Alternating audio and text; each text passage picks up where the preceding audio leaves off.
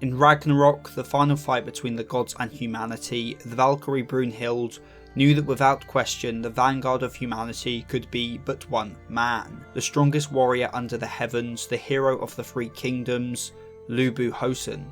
A warrior so powerful he let himself be executed out of pure boredom for how weak those around him were. Called the strongest human to ever live and able to split the sky with a single swing of his halberd, there was no question that only a man as mighty as this could be the first to challenge the gods and make them bleed. And so Lubu Hosen is who we shall explore today. And so if you find yourself entertained at any point during the video, then consider liking, subscribing and ringing that bell.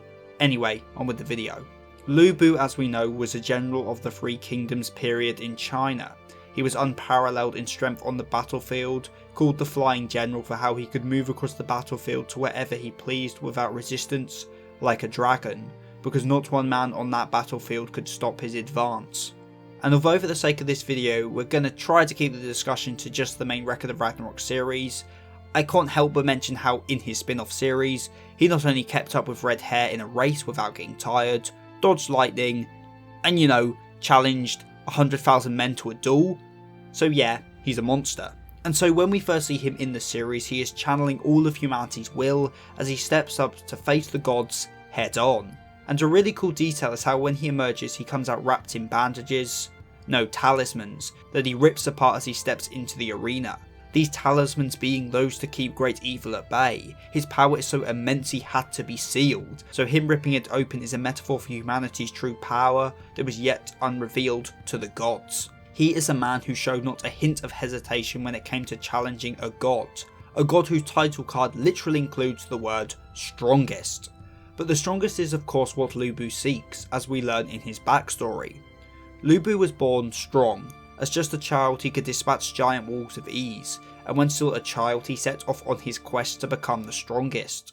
No matter the enemy, the beast, he'd annihilate them. In terms of raw power he was unmatched under the heavens, and so as he beat more and more people, the number of those who followed him increased as well, to the point when Lubu came to realise there was no one left in front. Everyone was either following him from behind, or were already long dead. The issue with Lubu's quest was that although he sought strength, he didn't wish to become the strongest, because once he did, the hope of a good fight would vanish. Lubu was never truly satisfied, never happy. It's the reason his men are so surprised and overjoyed to see him smiling in round 1. He never got a chance to truly test his strength, and so after realising nothing under the heavens could do this for him, he let himself be captured as he yawned in boredom. He let himself be executed, as maybe in the heavens themselves a worthy opponent might exist. Back when he was still alive, he looked up to the heavens after seeing a bolt of lightning split a tree in two, as he knew something great existed up there, and so maybe in order to reach that amazing thing, he split the sky.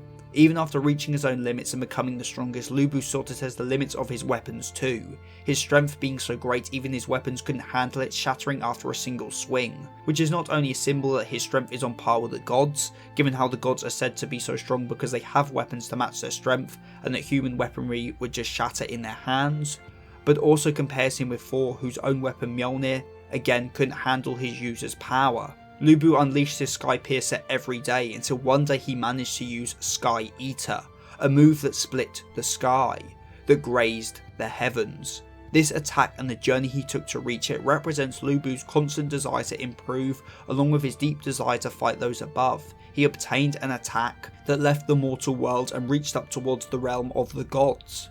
And in Ragnarok these efforts came to their conclusion with his halberd drawing blood from Thor. In other words, he was finally able to strike the heavens themselves. It's funny in the way that Lubu knew his fateful opponent existed up there, while Thor, due to his godly ego, never considered the possibility of a worthy opponent down below. A clear message on the difference in mindsets between the humans and the gods. Because Lubu, mad as he was, did not discriminate. If you were an opponent, he'd treat you the same as a warrior to annihilate. When the match starts, the two clash. Thor's hammer held the pride of the gods, and Lubu's halberd the willpower of the human to surpass said gods. Everyone expected Thor to power through and squash the insect before him, but such an outcome did not occur. The gods prided themselves on being built inherently better than humanity. As divine beings they were just better. They were naturally faster, and of course much stronger. So by matching the striking power of a god, Lu Bu was challenging the notion the gods were inherently superior. Also remember how Lu Bu's intention was to annihilate Thor with his first attack. In other words, Lu Bu's aim from the start wasn't to prove to be a god's equal. No, it was to crush said god like everyone else who'd ever stood in his way. He didn't see Thor as anything special. A god to him was not inherently any different than the warriors he fought on the battlefields of China. Yet when Thor met his attack and neither was killed, Lu Bu thought to himself that for the first time in so long, he'd finally found an equal. Thor after this used a stance. He was forced to attack with his sure hit move, Thor's hammer, because Lu Bu, the strongest human, was that big of a threat to him. Just by forcing Thor to use that move, Lu Bu had proved he was more than just an ant to crush.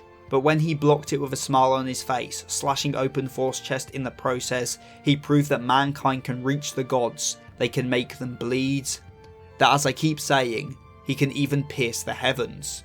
And it goes one better as Lu Bu, using his Valon's shield breaking effect, shatters Thor's garments. For the first time in human history, the humans surpass their creators. Now this does lead to Mjolnir becoming awakened and massively amps Thor, but on the bright side this does make Thor acknowledge Lu Bu enough to speak his name. As well, Thor has now come to acknowledge Lu Bu as an equal, as a rival, using his ultimate attack, which Lu Bu once again blocks. Though he was only human, and even if he blocked the attack, the Thor still broke his legs, shattering the bones within. As the gods say, after this attack his mortal body is done. But Lu Bu shows the resilience of humanity above the expectations of the gods, and stands back up, broken legs and all, taking a seat on Red Hair's back, and engages in one final clash with the god of thunder. This clash is the climax of Lu Bu's life. By unleashing Sky Eater, Lu Bu took everything he worked for across his life and let it all out into one attack. This was the strongest swing of his life, the best he'd ever thrown, and so if Thor survived it, he'd finally have found his equal, and if not, then at least he'd have challenged those heavens that amazed him and won. Of course, as we know, Lu Bu fails this clash, with his weapon shattering and his arms gone. And after this, Lu Bu finally found it, what he'd sought his entire life. He gave it everything. What he truly wanted all along wasn't to be the strongest, because that only came with boredom. No, what Lu Bu really wanted was to give it everything he had, to be pushed to his limits, as that to Lu Bu was what true joy was. As he dies, we see the face of his child self, because he finally found what he was looking for when he set off as a child.